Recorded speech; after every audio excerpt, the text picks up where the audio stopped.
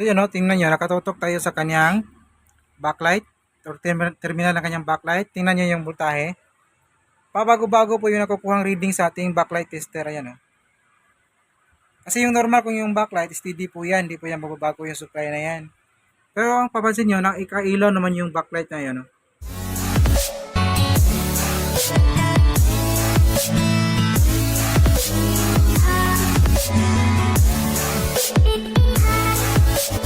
So yun, mga nangarap po sa inyong lahat. Mga papas, no? May gagawin po tayo ngayon, isang Devant 40 inches. Ito yung model niya, 40 STB 101 kasi nakabaliktad to. Lagay natin sa kanyang, sa ating stand. So ito yung kanyang problema. Nakasaksak na yan. Nakasaksak na yan. So meron po siyang standby. Pinutin natin yung kanyang standby. Ayan. Tapos nabiblink na po siya. Tapos balik standby siya ulit. Wala pong respond dun sa kanyang panel. Kahit na backlight, wala po siya. Ayan. Ayan, standby siya ulit. Pinutin ko ulit. So, mga tatlong blink, then balik standby siya. Isa pa. 3. Yun nga, 3 blinks yung kanyang indicator lights. Then, balik standby po siya. So, buksan naman. So, ito, continue po tayo na. Nabuksan na natin to at ito yung loob ng ating unit. Ayan. So, hybrid board po to, no? Tapos, smart na pala to kasi meron siyang wifi module, no? So, sa mga experience natin, kadalasan mga ganitong problema, pag mga ganitong model, kung sira yung backlight, magkukusa siyang mapoprotect yung unit, no? Hindi po siya magtutuloy-tuloy yung kanyang pag-andar.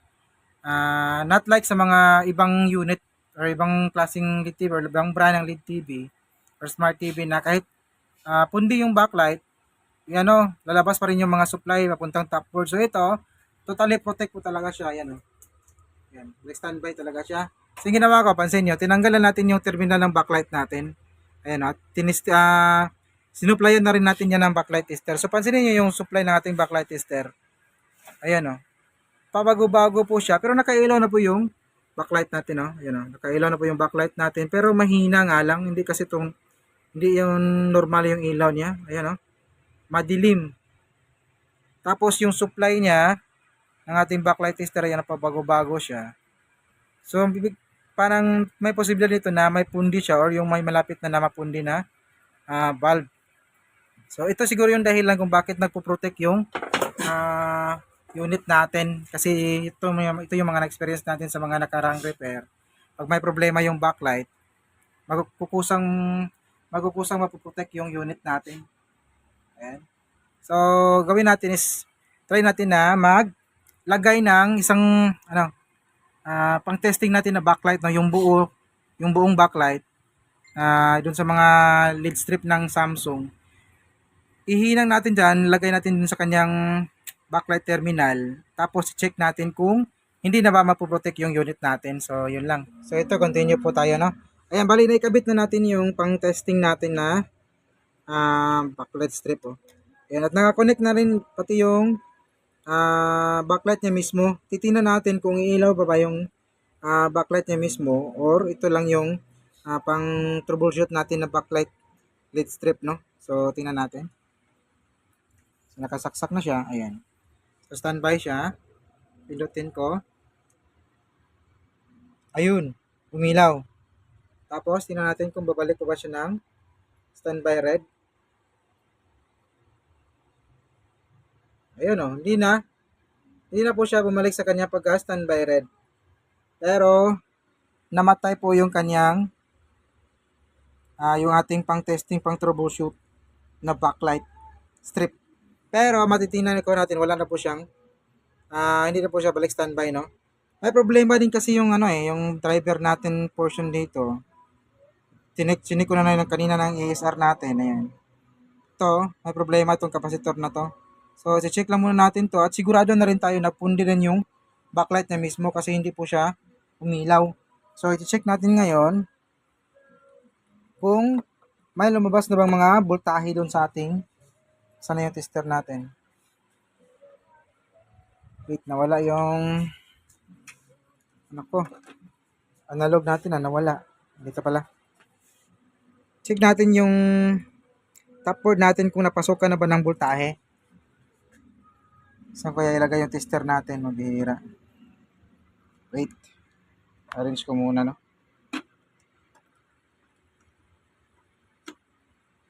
Ayan. So, dito na lang siguro natin ilagay yung tester natin. Wait lang. Isang kamay lang yung gamit natin, eh.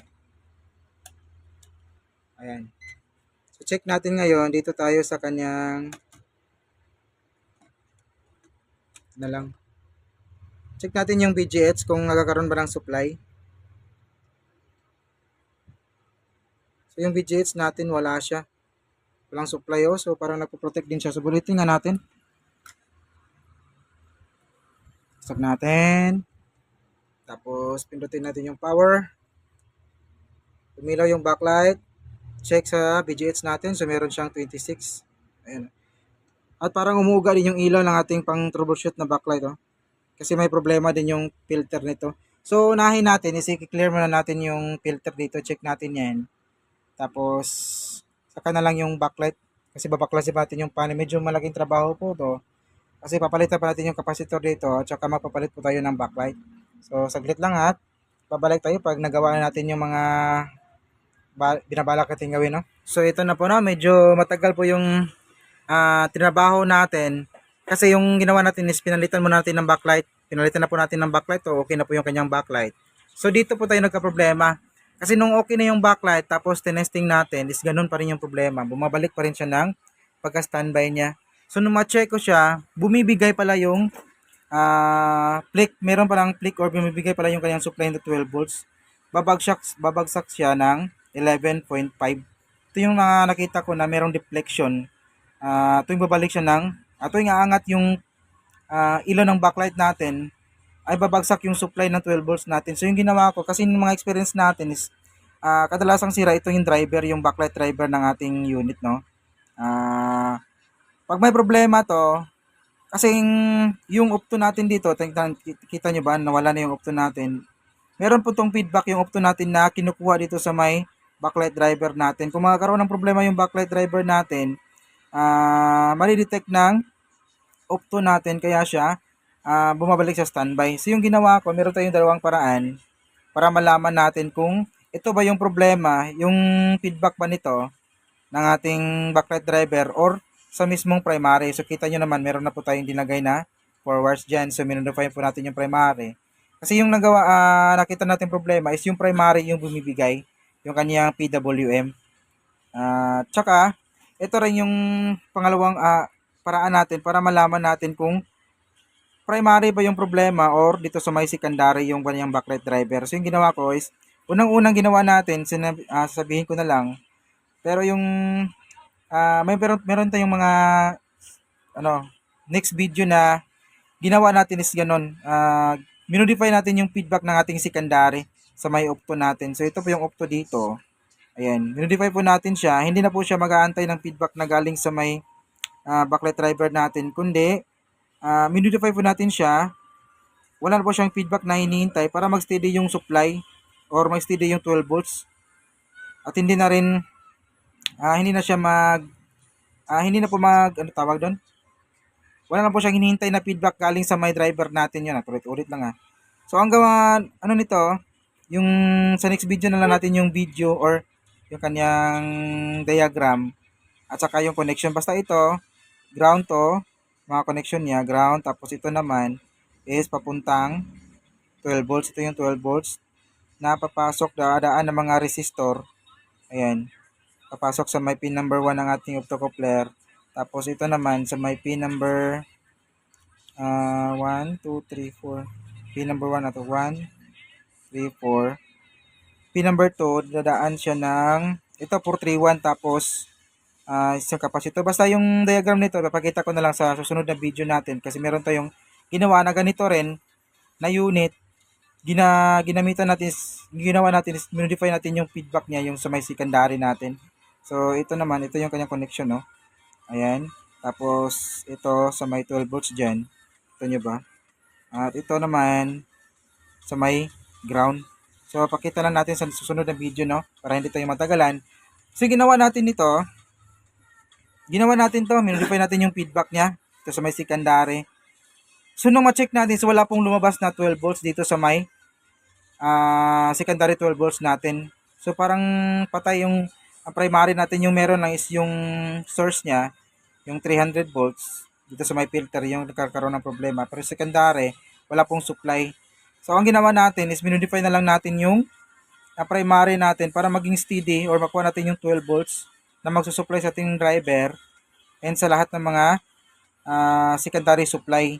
So ito na po siya yung resulta. Nag-normal na po siya. Hindi pala sira yung ano, backlight driver natin. Yung problema pala is doon sa may primary natin. So, meron tayong experience nito, dalawang repair natin na ginawa nito. Yung problema ito, nasa primary niya, kaya bumabalik siya ng protection, napoprotect siya. Tapos yung pangalawang repair naman natin, sa susunod na video na natin i-upload, sa susunod na, next time na lang natin i-upload, ginawa natin is minodify natin yung secondary natin kasi yung problema is yung feedback ng ating backlight driver. At saka nilagyan din natin yun ng bagong backlight driver na yung universal module natin. So ito na po yung resulta na niya. Saksak ko. Wait. Wala, naka 4 hours na pala to kaya to 20 yung saksak natin. Mali. Mali para yung cord na kinuha natin. So ito pala yung cord niya. Ayan. Saksak ko. Ayan. So naka-standby po siya. Pindutin natin yung kanyang power button. Dito tayo sa may mirror. Yun, labas naman yung logo ng Devant.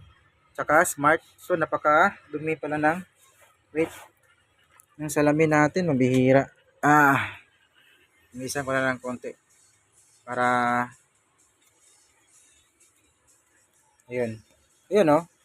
Nag-normal na po siya. Hindi na po siya bumalik sa kanyang pagka-standby mode. Ayan. So wala na po yung kanyang standby mode kasi nag-normal na po yung kanyang display. Ayan.